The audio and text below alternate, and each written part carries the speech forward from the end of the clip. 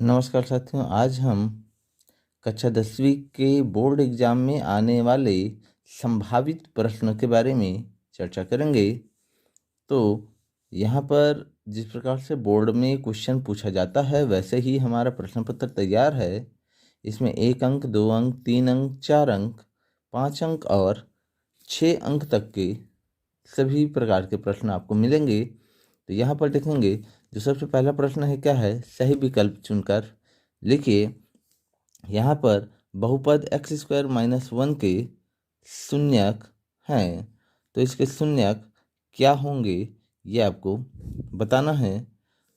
तो यहाँ पर 4 ऑप्शन है, 1 - 1, 1 1, -1 -1 और 0 1। मतलब हम इसके शून्यक ज्ञात करेंगे तो आंसर क्या होगा।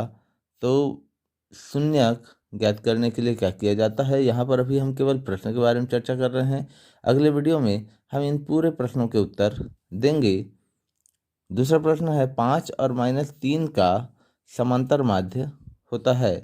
तो 5 और -3 का समांतर माध्य क्या होता है, 1 0 2 -1 में से कौन सा आपका आंसर होगा, आपको बताना है। तीसरा है, tan 60 इंटू cot 60 डिग्रीज का मान कितना होगा। ये आपका फार्मूला होता है, इसका वैल्यू कितना होगा ये आपको बताना है। चौथा है, घनाभ में कोरों की संख्या होती है। तो आपको घनाभ में कोरों की संख्या कितना होता है, 12, 6, 8 या 4, ये बताना है। पांचवा और लास्ट आपका सही विकल्प वाला है, बिंदु -2 4 किस चतुर्थांश में है। तो ये आपका प्रथम में है, द्वितीय में है, तृतीय में है या चतुर्थ में है, ये आपको बताना है। इसके बाद नेक्स्ट है, रिक्त स्थानों की पूर्ति कीजिए।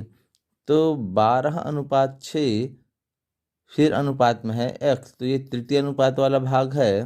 तो x का मान कितना होगा ये आपको खाली स्थान में बताना है। इसके बाद नेक्स्ट है, इसमें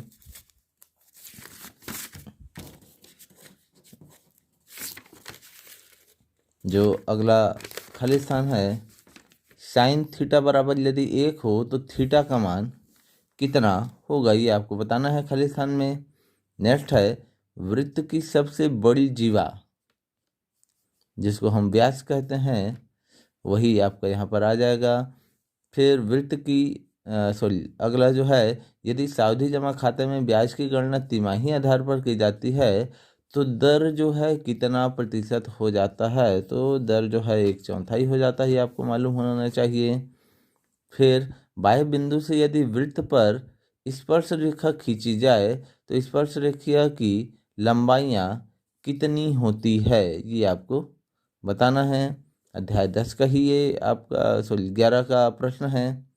इसके बाद अगला जो प्रश्न है, सत्य अथवा असत्य लिखें। मतलब आपको बताना है कि जो आपको पॉइंट दिए गए हैं वो सत्य है या असत्य। तो इस सत्य असत्य में जो सबसे पहला है, समीकरण निकाय में यदि a1/a2 बराबर b1/b2 बराबर c1/c2 हो तो हमें अद्वितीय हल प्राप्त होता है। तो ये सत्य है या असत्य ये आपको बताना है। दूसरा है, यदि x अक्ष और y अक्ष दोनों परस्पर लंब होते हैं तब इसमें x और y अक्ष जो हमारा जो कहा जाए ग्राफ बनता है, उस ग्राफ में x और y अक्ष जो है लंब होते हैं या नहीं होते ये आपको बताना है। नेक्स्ट है, आवर्ती जमा खाता में ब्याज की दर बचत खाता से अधिक होती है, सही है कि नहीं ये भी आपको बताना है कि आवर्ती जमा खाता में ब्याज ज़्यादा मिलता है या बचत खाता में। और चौथा है, यदि दो त्रिभुज समरूप हो तो वे आपस में सर्वांगसम होते हैं या नहीं ये अभी आपको बताना है। और लास्ट प्रश्न है, पांचवा आपका खाली स्थान में सही गलत में cos 90 - थीटा का मान साइन थीटा होता है क्या ये अभी आपको बताना है। तो ये है आपका सही गलत या सत्य असत्य। इसके बाद नेक्स्ट है प्रश्न क्रमांक 2, जांचें कि क्या gx px का एक गुणनखंड है। यदि gx बराबर आपको दे दिया जाए x+1 तो px बराबर इतना हो तो ये gx इस px का गुणनखंड है या नहीं ये आपको बताना है। के किस मान के लिए समीकरण के मूल बराबर एवं वास्तविक होंगे। यदि आपको यह दे दिया जाए 16x² प्लस के एक्स प्लस 9 बराबर 0 हो तो आपको इसका आंसर बताना है। यदि आपको आंसर नहीं मालूम और आपको जानना हो तो हमको कमेंट जरूर कीजिएगा। नेक्स्ट क्वेश्चन क्या है, मूल बिंदु से बिंदु 4 3 के बीच की दूरी ज्ञात कीजिए। तो आपको निर्देशांक बनाना है और वहाँ से मूल बिंदु से 4 और 3 मतलब x को 4 और y को 3 के बीच की दूरी ज्ञात कर लेना है सूत्र के माध्यम से। उसके बाद फिर पांचवा क्या है, 3 sin 10 डिग्री और sec 80 डिग्री का मान ज्ञात कीजिए। नेक्स्ट क्वेश्चन है, समीकरण इतना का विभेदक ज्ञात करना। तो विभेदक ज्ञात करने का सूत्र d बराबर b² - 4ac, उसका यूज करके आपको विभेदक ज्ञात करना है। नेक्स्ट है, यदि x + 3 अनुपात 27 समानुपात 1:3 हो तो x का मान ज्ञात कीजिए। ये प्रश्न डायरेक्टली आपका प्रश्नावली से नहीं है। नेक्स्ट है, वर्ग समीकरण इतना बराबर 0 के मूलों का योगफल और गुणनफल ज्ञात कीजिए। तो इसके आपको मूलों का योगफल और गुणनफल ज्ञात करना है। नेक्स्ट है, 14 सेंटीमीटर ऊंचाई वाले बेलन का वक्रपृष्ठ का क्षेत्रफल 88 वर्ग सेंटीमीटर है। आपको वर्ग पृष्ठ का क्षेत्रफल दे दिया है और ऊंचाई दे दिया है। तो बेलन के आधार की त्रिज्या ज्ञात कीजिए। आपको बेलन के आधार की त्रिज्या मतलब r का मान ज्ञात करना है। नेक्स्ट है, प्रथम 9 विषम संख्याओं का औसत ज्ञात कीजिए। विषम संख्या लेना है 1 3 5 7 9 इस प्रकार से 9 अंकों तक का, और उसके बाद उनका औसत निकालना है, सबको जोड़ के 9 से भाग दे देना है। नेक्स्ट है, यदि पी ए बराबर हो पी बी के तो ए और बी के निर्देशांक क्रमशः 2 0 व -2 4 हों तथा पी वाई अक्ष पर स्थित हों तब पी के निर्देशांक ज्ञात कीजिए। तो यहाँ पर आपको क्या करना है, पी के निर्देशांक ज्ञात करना है।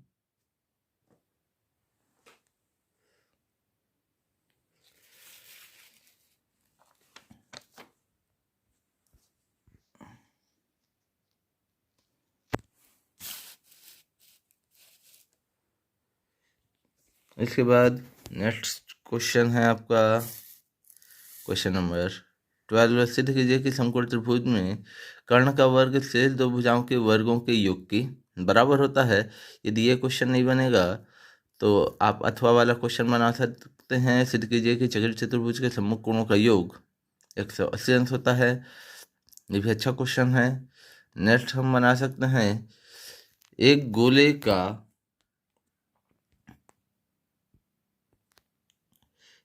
का आयतन ज्ञात कीजिए जिसका पृष्ठीय क्षेत्रफल 154 वर्ग सेंटीमीटर है,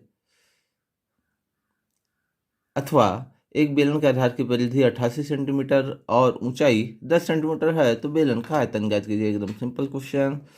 नेक्स्ट है, दी गई आकृति में पी क्यू क्या है, एक जीवा है। ये आपको नीचे दे दिया गया है, पी क्यू एक जीवा है। यदि पी आर क्यू जो है 50 डिग्री हो तो ओ पी क्यू ज्ञात करना है। एकदम ही सिंपली आप इसको भी सॉल्व कर सकते हैं। इसके बाद नेक्स्ट है, एक व्यक्ति ने 150 रुपये प्रति माह की दर से 2 वर्ष तक आवर्ती जमा खाता में जमा करता है। यदि ब्याज की दर 5% वार्षिक हो तो उसे 2 वर्ष बाद कितनी धनराशि प्राप्त होगी। ये आपका जो ब्याज से संबंधित है उस प्रश्नावली का है। और अथवा में एक व्यक्ति ने 20,000 रुपया 1 वर्ष के लिए सावधि जमा खाते में जमा करवाया। यदि ब्याज की दर 6% वार्षिक हो तथा ब्याज 6 माही संयोजित होता है तो नियत तिथि पश्चात मिलने वाली धनराशि कितनी होगी। तो यहाँ पर एक प्रश्न है आवर्ती जमा खाता का और दूसरा प्रश्न है सावधि जमा खाता का। इन दोनों में से कोई भी प्रश्न आप हल कर सकते हो। ये दोनों ही पहला प्रश्नावली का है। इसके बाद दूसरा प्रश्नावली का प्रश्न आपको दिया गया है, वित्तीय वर्ष 2013-14 में एक शासकीय कर्मचारी का कुल वार्षिक आय 3,60,000 रुपये थी। उसने 20,000 रुपये जीवन बीमा पॉलिसी का वार्षिक प्रीमियम तथा 4,000 प्रति माह सामान्य भविष्य निधि में जमा किया। यदि बचत पर छूट की अधिकतम सीमा 1,00,000 हो तो देय आयकर की गणना कीजिए। तो उसको आयकर कितना देना होगा उसके लिए आपको गणना करना है, जबकि यहाँ बता दिया जा रहा है कि 2,00,000 तक कोई भी कर नहीं देना है और अधिकतम जो छूट होता है वो 1,00,000 तक छूट होता है। तो आप देख सकते हैं कि 20,000 तो वो जीवन बीमा में जमा कर रहा है और 4,000 प्रति माह जमा कर रहा है भविष्य निधि में। तो 4,000 प्रति माह के हिसाब से 12 चौक हो जाएगा 48,000 वो जमा कर दे रहा है भविष्य निधि में। तो 48 और 20 हो जाएगा 68,000 उसका छूट बचेगा। 3,60,000 में से 2,92,000 जिसमें से 2,00,000 का छूट मिल जाएगा तो बचा उसका 92,000। तो 92,000 का उसको 10% देना होगा, मतलब 9,200 रुपया।